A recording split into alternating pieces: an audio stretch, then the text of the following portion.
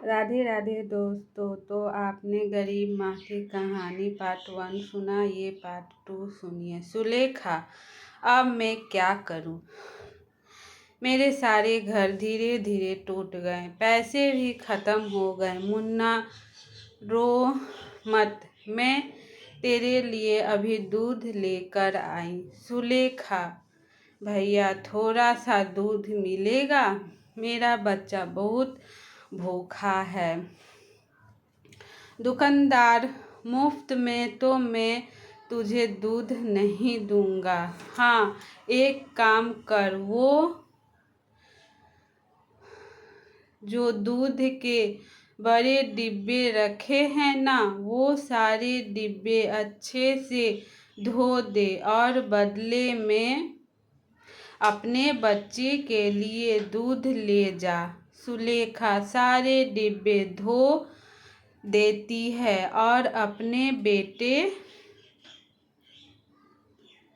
सुमित को दूध पिलाती है।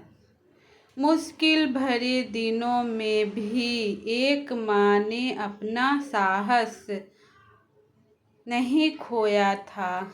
एक रात जब सुलेखा अपनी झुग्गी में सो रही होती है, पड़ोसी, अरे उठो उठो, सब बस्ती में आग लग गई है, झुग्गियों से झोपड़ियों से बाहर आओ सब।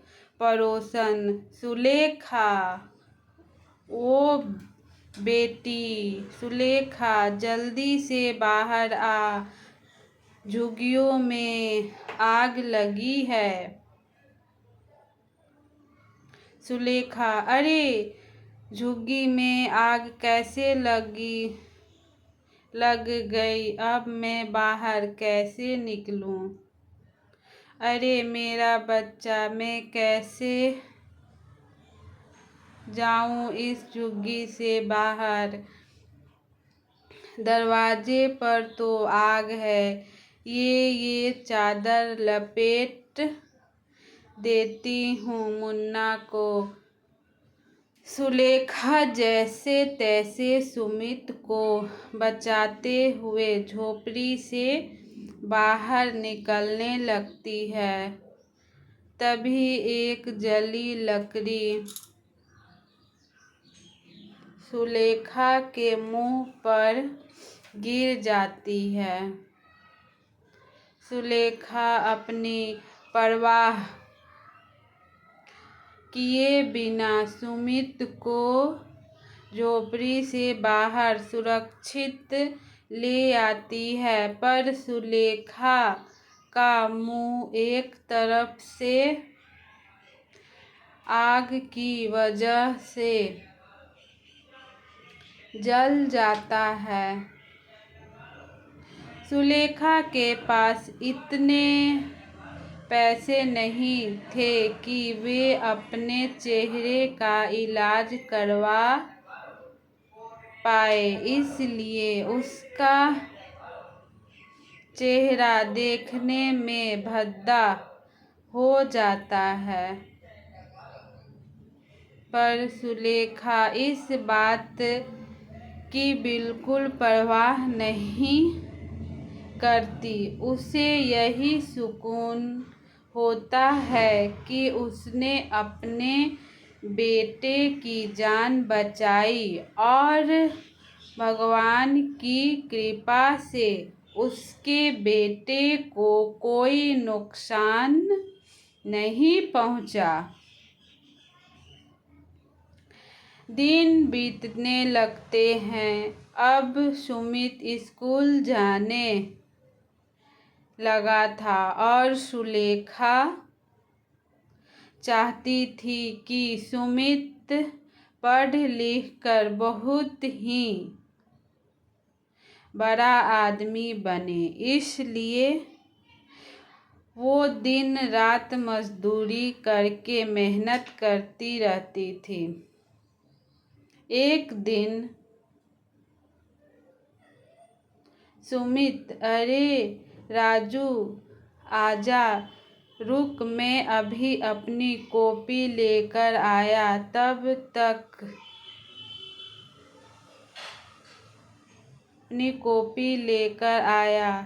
तब तक तू कमरे में बैठ। राजू, नहीं सुमित, तू मुझे कॉपी यहीं दे दे, मैं अंदर नहीं आ रहा।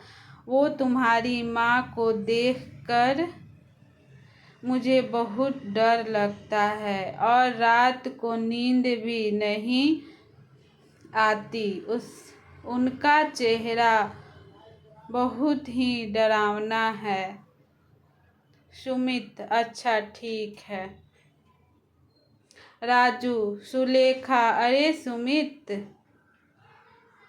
तुम्हारा दोस्त राजू आया था पर घर के अंदर क्यों नहीं आया?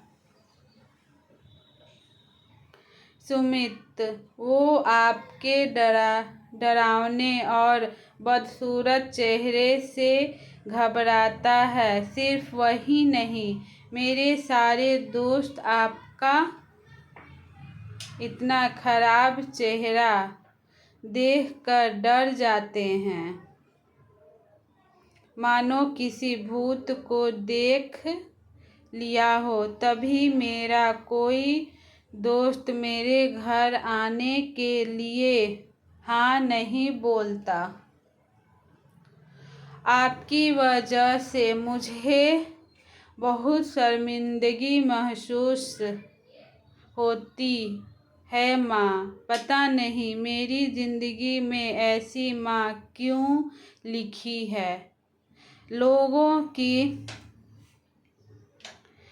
लोगों की माँ बहुत ही सुंदर होती है पर मेरी।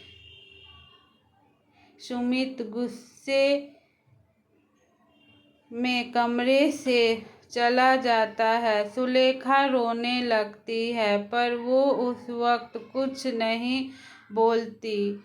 समय ने अपनी चाल पकड़ी और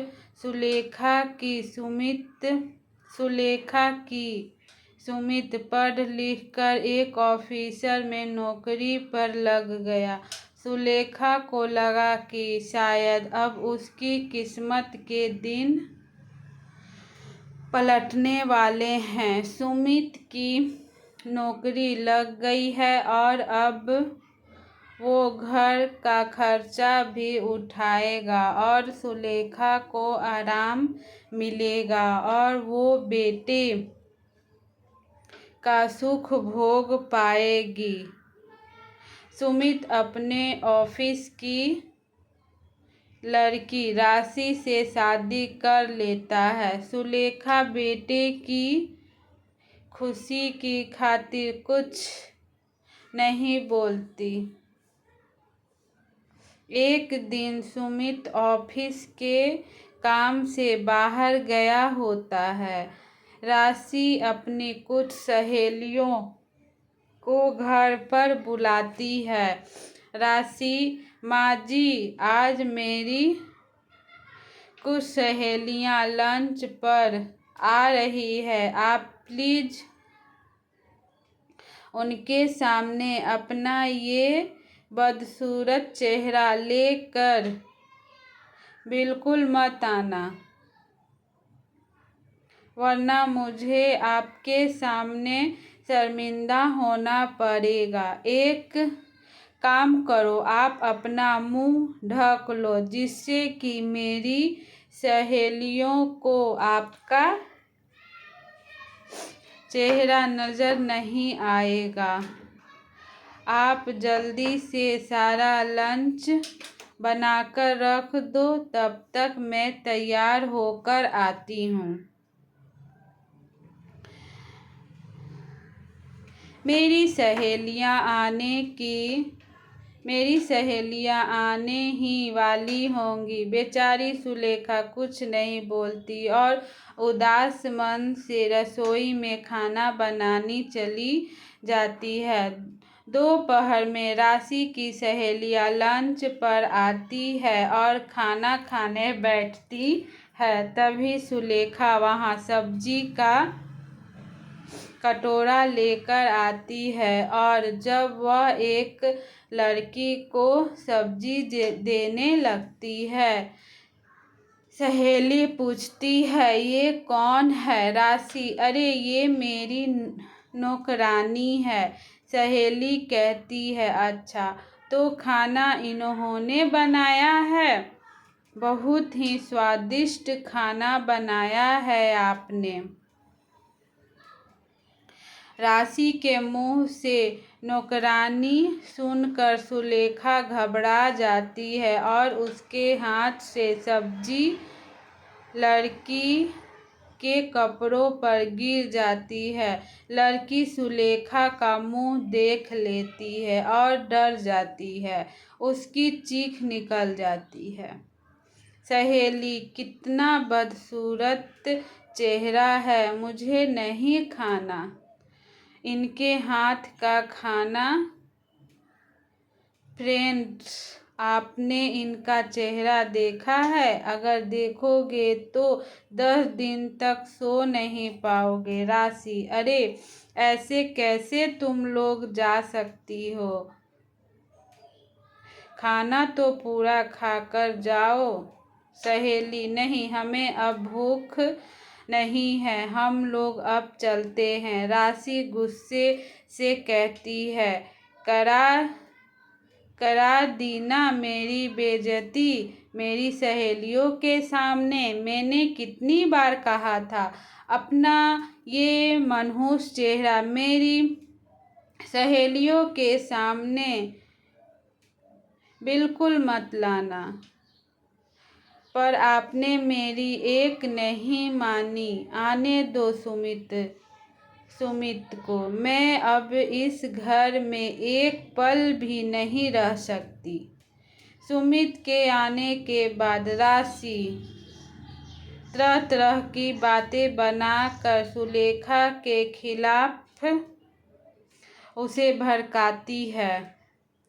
राशि: सुमित, अब मैं एक पल भी इस घर में और नहीं रह सकती। अगर तुम्हें अलग रहने का फैसला नहीं लिया तो मैं तुम्हें छोड़कर अपने मम्मी पापा के घर चली जाऊंगी। सुमित: माँ, हम और अब आपके साथ नहीं रह सकते। हमारा भी अपना जीवन है, हमारा भी अपना अलग परिवार बनेगा। जब हमारे बच्चे होंगे और आपका ये बदसूरत चेहरा देखेंगे तो शायद वो भी शर्मिंदा होंगे। इसलिए यही सही रहेगा कि हम आपसे दूर हो जाएं। सुलेखा: पर सुमित बेटा, मैं तुम्हारे बिना कैसे रहूंगी? मेरा तो जीवन ही तुमसे है बेटा। मेरी तो हर सुबह हर शाम तुम्हें देख कर ही होती है। तुम्हारे बिना मैं जिंदा नहीं रह पाऊंगी मेरे बेटे, मुझे छोड़कर मत जाओ। सुमित सुलेखा की बात को नहीं मानता और राशि के साथ अलग घर में रहने चला जाता है। सुलेखा सुमित के जाने से बहुत दुखी हो जाती है। सुमित के बिना जीवन काटना सुलेखा के लिए एक सजा थी। एक सुमित ही तो था जो उसके जीने का आशा था। सुमित के जाने के दुख से सुलेखा बीमार रहने लगी। उधर सुमित राशि के साथ दूसरे घर में रहने लगता है। एक दिन सुमित ऑफिस में होता है, तभी उसे अचानक हार्ट अटैक आ जाता है। उसके मुंह से माँ शब्द निकलता है। सुमित, माँ, बहुत दर्द हो रहा है। सुलेखा सुमित के गम में बेहोशी की हालत में उसे याद कर रही थी। पड़ोस कि श्यामा मौसी उसके साथ बैठी थी। वीडियो पसंद आई हो तो लाइक शेयर कमेंट जरूर कीजिएगा। आगे पार्ट 3 में पूरा कहानी सुनिएगा। धन्यवाद।